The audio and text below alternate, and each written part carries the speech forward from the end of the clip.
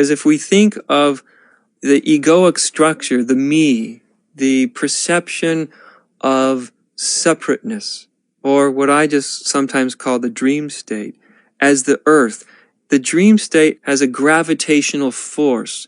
It has a tendency to pull consciousness into itself. Form itself tends to pull consciousness to itself, pull awareness into itself. And so this gravitational force of the dream state is really what one is dealing with throughout the entirety of spirituality. Awakening essentially is breaking free of this gravitational force. Initially, it simply may be the leaving of the dream state, awakening from the dream state of meanness and separation and isolation. But we can break away from this dream state, awaken from the dream state, to the true nature of things, to what we truly and really are. But because we've awoken does not mean that consciousness has got outside of the gravitational force of the dream state. If we haven't gotten outside of the gravitational force of the dream state, we're going to be subjected to it, and we're going to be pulled back towards it. And this gives rise to this phenomena that many, many people that are familiar with, I call it the I got it, I lost it. I had this amazing realization about the truth, and then the next day, the next month, the next week, the next year, I seem to have lost it. It's almost like a rocket ship that left the ground, got a few miles up into the atmosphere, and then the fuel ran out, and now it's being pulled back inextricably towards Earth.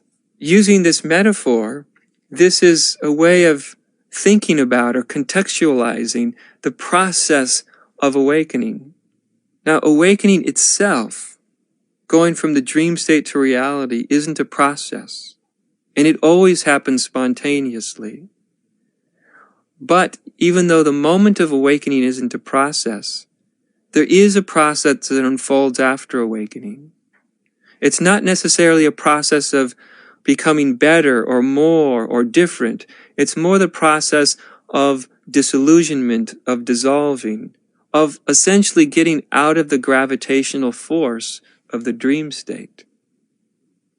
So when we have that experience of seeming to awaken out of the dream state to total clarity, and then the next moment being unawakened back into the gravitational force of duality, that's something we have to deal with. People come to me all the time and say, Adya, I'm awake, but. And of course, as soon as they say but, what I know as a teacher is that in that moment, they're not awake. They may have had a moment where they broke through the confines of duality and perceived truth. That's possible. But as soon as someone says, I'm awake, but, I know in that moment they're not awake.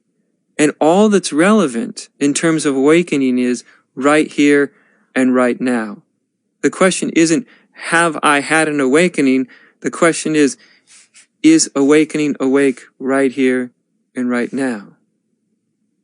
Now, when someone comes to me and says, Adya, I had an awakening, the first thing I want to clarify that with that person is I want to see if their mind hasn't already co-opted the awakening.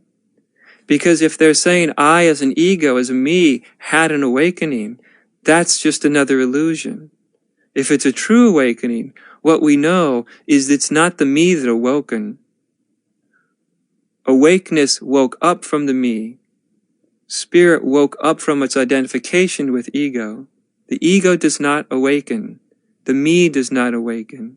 We are not the ego, we are not the me. We are that which is awake to the ego. We are that which is awake to the me. We are that which is awake to the world.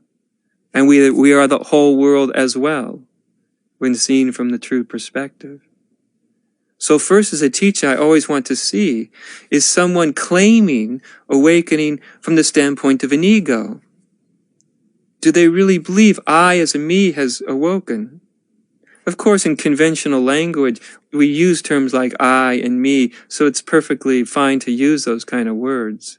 But nonetheless, it's the first thing I try to clarify as a teacher, and I think everybody should clarify within themselves to be very certain that it's not the me who has awoken. Awakeness woke up from the me.